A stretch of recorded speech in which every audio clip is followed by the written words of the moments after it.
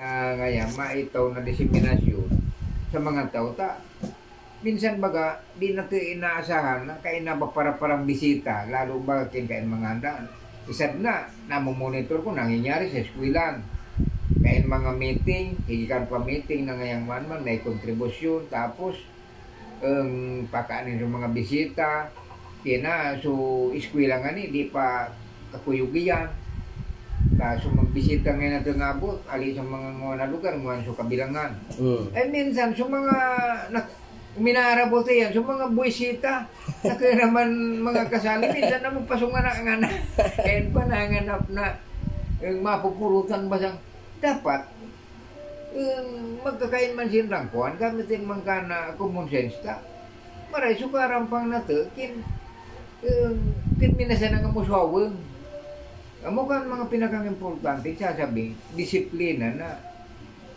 dapat gamitin natin ang primero katong pagrespeto sa atong pagkatao tag hindi natin magibo sa ato kita man di man nirerespeto amo ka nangyayari di kaya minsan at anang dapat magpatatabi kana ibibisara kasi sistema kapareyo na sana meaning so tao nasana ito sa mga parte na wala pagalang nagaling sasabing suno ka di alimbawa ay ka kurang na alagad na so sa pamayo baga sa barangay manika ng barangay chairman akusin pa pwede kang magangalit tong sir unang-una kin lalaki apura siya na angalin mong sir kin babay ta insulto kan kaya kadakil ka na dapat na kung magkasakuan, hindi kabisado, mag-istudya, mag-ungaw sa totoong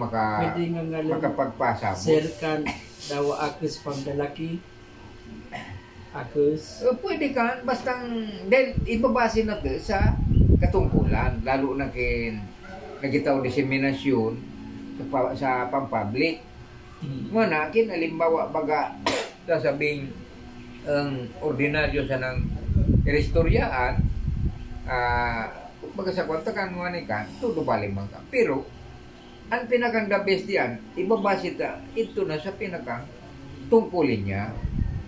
Kapag ang isa na military, lalo na naka-uniform, kang kasabihan niyan, di mo na, dawa nga di mo ako'y galang, kang sa aking pagkataw, kan basa nga yung uniform ko. Amukan ka na bibingin pinaalala. Iyan nangingilalang kang taong makaindignidad. Huwag palang kinuha ni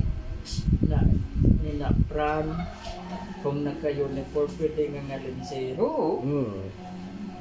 Pagkating ko na, labusan. May hati kuya pag may mga ganyang ayuda. Kaya angal ko sir. Hindi naman, pag may ayuda naman, kata ng pinaangan ng household, ipapuntahin akus. Mukha na kalidin kuhan, kailangan mas parang. Sala. Ano baga naman sana, pinakiaraman pa. Kan kaya, nakakain man ni kan istorya. Ang istorya ni kan, ito sa sasabihin, tao na nagpararabas sa kagurangan. Ano yung kagurangan? Ako ngayon, naman ang pagbuhat mo, susunod ako sa ito. Basta ngayon, renggan mo nga ka sa akin, ipaka-istorya sa mo na tawan mo nga akong kayaman. Madaling sabi, nakahukay kang tubong ning kuhan, kayamanan. Tabiyon ta ng kwarta. Wana, itong nakahukay ka to, magiging siyang mayaman. Talaga, napangwana ka to dahil sa pagpara alapar niya sa kagulangan. Kina, pinasabngan siyang wana na magsimba. Kung nagsimba siya, nagkonsulta sa pati, nagtuga siya, ngaya, pader, ako ngaya, talagang grabe so, pag ngayon ko, pagkaya tabang nga sa kagulangan.